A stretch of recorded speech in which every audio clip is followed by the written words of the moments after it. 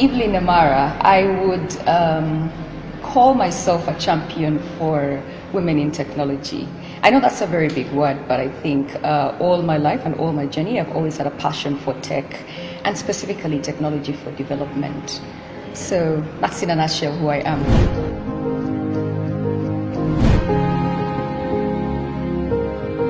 My inspiration for joining the tech world was actually something that happened just out of the blue. I don't think that I woke up one day and said I need to be a woman in technology. I simply loved the subjects I loved, and when I went to university, I just found myself being in technology.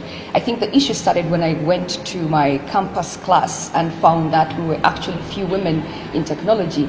That's the very first time that I actually realized there was a problem in women in tech. But before then, I just loved doing what I loved to do. I loved the subjects in school, and I found myself doing sciences, and that led me into technology. The significant wins for me, I would say, is being able to mentor the younger generation of girls in tech. When I realized that we were few women in technology, I made it my life's commitment to actually be the voice of the girls that are coming up. And so when I think about my wins, it's for the girls that I've actually helped think about their career, navigated whatever they wanted to do in tech. Those have given me the biggest wins. There are a lot of opportunities for ladies and girls who want to join the tech industry today more than ever, because I think it's a playing field right now. When you think about the businesses that you can start, when you think about the resources that are there, when you think about the role models that are now there, it's very easy. Back in the days, you'd find maybe one or two women that you wanted to emulate. Today, I would mention about 50 or so women in technology that are leading the way. So for the women that are coming, it's now easier because you have role models, you have resources, you have technical trainings, whether online or physical, and that gives them a much bigger head start.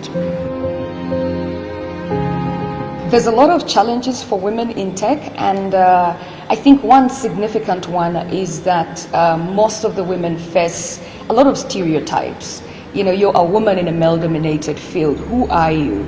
Do you really know about the subject matter that you're speaking about, especially if you're in business? So I think the whole stereotypical aspect of women are supposed to be doing either softer courses or in softer professions is one of the biggest challenges. But I think once you overcome that, you realize that there's a lot of power as a woman in tech, because there's lots of challenges that we're facing today, and there are fewer women who are building products that are actually front-facing and solving women's problems.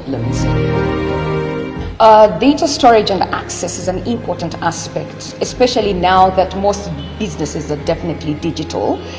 So when you think about the content that we create, the businesses that are coming up and emerging, there's need for data centers, there's need for redundancy, there's need for having reliable power, and data centers provide you that. So for a country, you cannot just rely on doing your business and not having storage somewhere. It's very important to have data centers. It's always very important to ensure that you're always up and functioning, and data centers provide you that. A world-class data center like Raxio is an important aspect really in the tech industry. When I think of, like I said, most businesses are going digital and they're online. And one of the two significant things that we want, redundancy and uptime. No one of us wants to wake up one day and your systems are down. And what data systems like Raxio provide is that ability of knowing that 99% of the time your servers are going to be up, that 99% of the time you have redundancy, and that is very, very key for any business that is upcoming. And that's one of the things that I think is important.